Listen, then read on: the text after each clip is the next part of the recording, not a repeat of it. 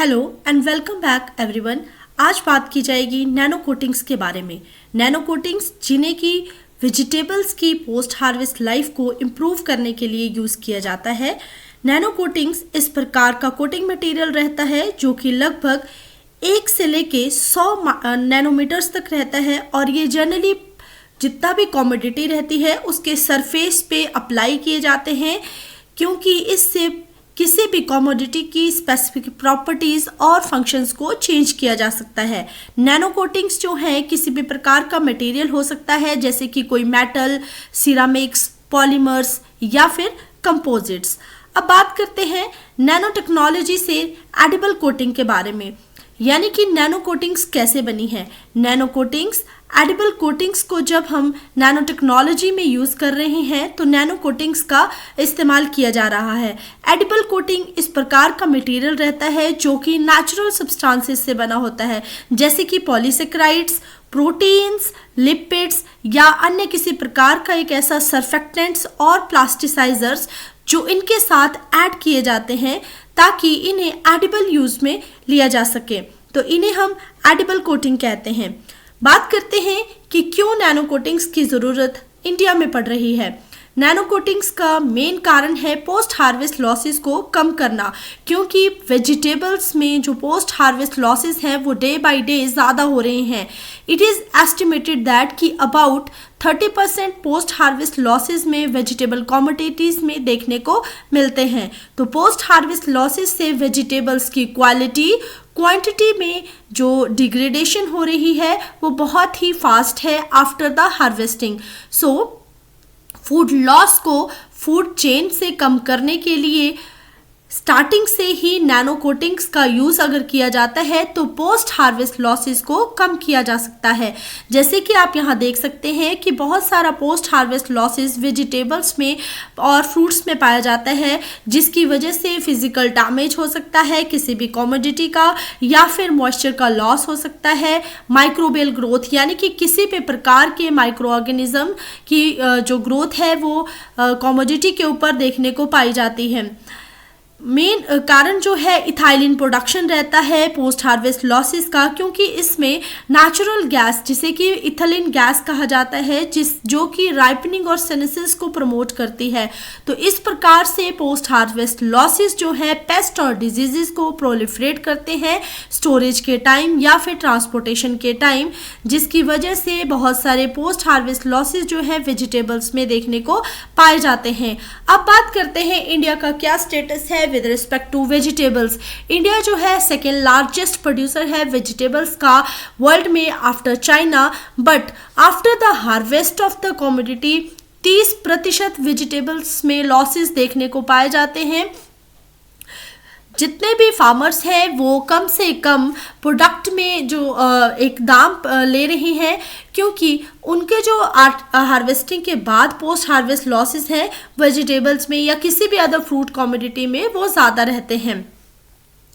जितनी भी fresh vegetables रहती हैं उनकी शॉर्ट लाइफ होने की वजह से उनकी जो पोस्ट हार्वेस्ट स्टोरेज है वो बहुत ही कम रहती है, यानी कि शेल्फ लाइफ जो है वेजिटेबल्स की कम पाई जाती है, क्योंकि उसमें ज़्यादा से ज़्यादा रेस्पिरेशन रेट हो रहा है, मॉइस्चर का कंटेंट ज़्यादा रहता है, और दूसरा जो मेन कारण है वो पैथोजेंस का अटैक है। तो इस प्रकार से पोस्ट हार्वेस्ट लॉसेस को एप्लीकेशन ऑफ नैनो कोटिंग से इम्प्रूव किया जा सकता है। So why nano coatings? तो answer is to reduce the post harvest losses from any commodity और after the harvest of a commodity. यहाँ पे आप देख सकते हैं कि टोमेटो में जब एडिबल कोटिंग्स का यूज़ किया जाएगा जिसमें पॉलीसेकेराइड्स, प्रोटीन्स, लिपिड्स और किसी भी प्रकार का प्लांट एक्सट्रैक्ट रहेगा तो वाटर जो है इसके अंदर रहेगा, जिसकी वजह से ऑक्सीजन का जो कमोडिटी है उसके ऊपर कोई भी इफेक्ट नहीं रहेगा। तो एडिबल कोटिंग से जो प्रॉपर्टीज़ हैं जैसे कि ट्रांसपोर्ट को इम्प्रूव किया जा सकता है, किसी भी प्रकार का प्रोटेक्शन कमोडिटी को दिया जा सकता है, चाहे वो वेजिटेबल हो या फ्रूट हो। एडिबल कोटिंग्स जो है वो बायोडिग्रेडेबल रहती हैं और एंटी माइक्रोबियल एक्टिविटीज़ रहती हैं, यानी कि किसी भी प्रकार के माइक्रो ऑर्गेनिजम्स का अटैक होने की जो संभावना है वो एडिबल कोटिंग्स में बिल्कुल भी नहीं रहती। तो इस प्रकार से नैनो कोटिंग्स का यूज़ करके पोस्ट हार्वेस्ट लॉसेस को इम्प्रूव किया जा सकता है, यानी कि शेल्फ लाइफ को इम्प्रूव किया जा सकता है। And then sensory properties, test से रिलेटेड प्रॉपर्टीज़ को इम्प्रूव किया जा सकता है। राइपनिंग, जिससे कि इथाइलिन की प्रोडक्शन होती है, उसे कम किया जा सकता है, जो कि एक बहुत ही अच्छी अपील रहती है कंज्यूमर पॉइंट ऑफ व्यू से। देन कोटिंग मटेरियल में बात करेंगे कि किस प्रकार का कोटिंग मटेरियल रहता है, ताकि किसी भी प्रकार का कंफ्यूजन ना हो कि एडिबल कोटिंग्स या नैनो कोटिंग्स किसी प्रकार का केमिकल कंपाउंड रहता है। तो कोटिंग्स जो है पॉलीसेकेराइड्स, यानी कि जिन्हें हम डे टू डे लाइफ में यूज़ कर सकते हैं, प्रोटीन्स हो सकती हैं, देन लिपिड्स हो सकते हैं, किसी भी प्रकार का बायोएक्टिव कंपाउंड्स हो सकता है, या इन सब का कंपोजिट्स जो है एडिबल कोटिंग्स में यूज़ किया जा सकता है। Edible coatings generally anti microbial और एंटीऑक्सीडेंट एक्टिविटीज रहती है, जो कि एक बैरियर की तरह कमोडिटी में एक्ट करेगी और किसी भी कमोडिटी की जो थर्मल स्टेबिलिटी है वो लूज नहीं होगी। तो इसकी मेन एप्लीकेशंस है कि हम इन्हें फ्रूट्स और वेजिटेबल्स में यूज़ कर सकते हैं, किसी भी प्रकार के डेयरी प्रोडक्ट में भी नैनो कोटिंग्स को यूज़ किया जा सकता है, या फिर मीट प्रोडक्ट्स में, एंड इवन सब मैरीन प्रोडक्ट्स में। नाउ क्रिटिकल फैक्टर्स क्या हैं जो पोस्ट हार्वेस्ट की लॉन्जिविटी में इन्वॉल्व रहते हैं। सबसे पहले हार्वेस्टिंग स्टेज, यानी कि किस स्टेज पे फार्मर्स जो है हार्वेस्ट कर रहे हैं किसी भी प्रकार के वेजिटेबल या फ्रूट्स को। दूसरा, टेम्परेचर क्या है जब भी फ्रूट को हार्वेस्ट किया जा रहा है। देन रिलेटिव ह्यूमिडिटी क्या है। देयर आफ्टर इथाइलिन प्रोडक्शन, यानी कि कितनी प्लांट्स में या उसकी कमोडिटी में इथाइलिन की प्रोडक्शन हो रही है, यानी कि सेनेसिस की तरफ कितना जो कमोडिटी है वो मूव कर रही है। Thereafter mechanical damage, mechanical damage में आप देख सकते हैं कि किसी प्रकार का अगर कमोडिटी को डैमेज हो रहा है तो उसकी वजह से भी पोस्ट हार्वेस्ट लॉसेस ज़्यादा पाए जाते हैं, जिसकी वजह से पोस्ट हार्वेस्ट डिजीजेस का होने का खतरा ज़्यादा रहता है। तो कौन से मेथड्स हैं जिनसे हम पोस्ट हार्वेस्ट लाइफ को आज के टाइम में यूज़ कर रहे हैं, यानी कि हम प्री कूलिंग कर रहे हैं, फील्ड हीट को रिमूव कर रहे हैं। दूसरा, हम शॉर्टिंग और ग्रेडिंग की तरफ जा रहे हैं, यानी कि जितने भी प्रोडक्ट हैं उनकी सॉर्टिंग की जा रही है, अच्छे प्रोडक्ट्स को एक साइड और उसके जो बाहर, यानी कि थोड़ा सा फिजिकली अगर डैमेज्ड है कोई भी प्रोडक्ट तो उसे सॉर्टेड किया जा रहा है। Thereafter we are going for the grading. तो इससे पोस्ट हार्वेस्ट ट्रीटमेंट अगर हम कर रहे हैं, प्रॉपर पैकेजिंग कर रहे हैं, तो हम मिनिमम कर सकते हैं पोस्ट हार्वेस्ट लॉसेस को और शेल्फ लाइफ को इम्प्रूव कर सकते हैं। पोस्ट हार्वेस्ट ट्रीटमेंट में जो ट्रीटमेंट्स दिए जा रहे हैं वो है हीट ट्रीटमेंट्स या फिर इरेडिएशन, जिसमें कि माइक्रोब्स या किसी भी प्रकार के माइक्रो ऑर्गेनिज्म को किल किया जा रहा है by using the irradiation technology. Then gaseous treatment में ओजोन और इथाइलिन का treatment, thereafter anti microbial और एंटी ब्राउनिंग एजेंट्स का भी यूज़ किया जा रहा है। इन जनरल अगर बात करें तो बहुत सारे कमोडिटीज़ में वैक्सीन का यूज़ किया जा रहा है, जो कि एडिबल वैक्स रहते हैं, बट एडिबल वैक्सिंग की जो शेल्फ लाइफ है प्रोडक्ट या किसी कमोडिटी की शेल्फ लाइफ को इम्प्रूव करने के लिए वो उतनी नहीं है जितनी नैनो कोटिंग्स की है, यानी कि एडिबल कोटिंग्स की रहती है।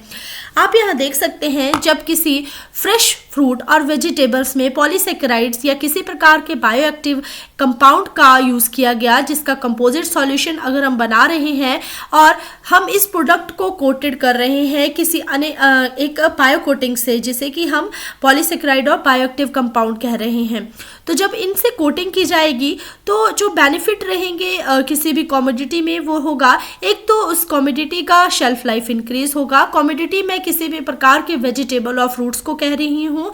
दूसरा, फर्मनेस को इंक्रीज किया जा सकता है, जिसकी वजह से रेस्पिरेशन रेट कम हो जाएगा और जो वेट लॉस है या फिर किसी भी अन्य प्रकार का लॉस होगा कमोडिटी में वो नहीं देखा जाता। देन माइक्रोबियल ग्रोथ, यानी कि किसी भी प्रकार के माइक्रो ऑर्गेनिज्म की ग्रोथ नहीं रहेगी, क्योंकि एक बैरियर की तरह इसमें एक लेयर अटैच हो जाएगी, जिसे हम नैनो कोटिंग कह रहे हैं।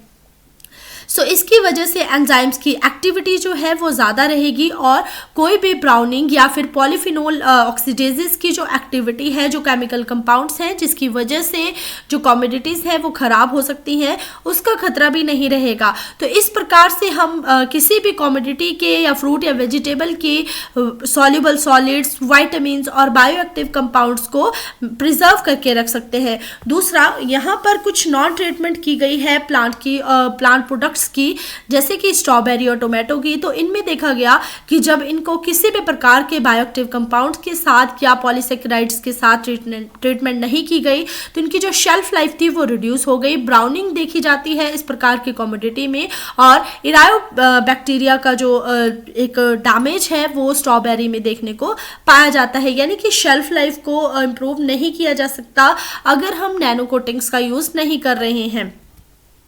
सो मार्केट में बात करते हैं किस प्रकार के नैनो कंपाउंड्स अवेलेबल हैं यूज़ करने के लिए। सो अर्श धातु जो कि नैनो टाइटेनियम ऑक्साइड से या नैनो जिंक ऑक्साइड से बना है उसे यूज़ किया जा सकता है एज अ नैनो कोटिंग, और ये बहुत ही सेफ रहते हैं to use and to eat also. Second जो इम्पॉर्टेंट प्रोडक्ट है एज अ नैनो कोटिंग वो है टाइटेनियम डाइऑक्साइड फूड ग्रेड और नैनो TiO2 के नाम से जिसे मार्केट में अवेल किया जा सकता है। तो इस प्रकार के नैनो कंपाउंड्स को बहुत ही एक लो डोज में यूज़ करके किसी भी प्रकार की कमोडिटी की शेल्फ लाइफ को इम्प्रूव किया जा सकता है, जो आज की सबसे मेजर प्रॉब्लम है किसी भी फार्मर की। सो नैनो कोटिंग्स से हम ना केवल प्रोडक्ट को और उसकी शेल्फ लाइफ को इम्प्रूव कर रहे हैं बल्कि किसी भी प्रकार की कमोडिटी को एक अच्छी लाइफ भी दे रहे हैं सो दैट कि उसे एक लॉन्गर टाइम तक स्टोर किया जा सके। Thank you everyone, this is all about the nano coatings.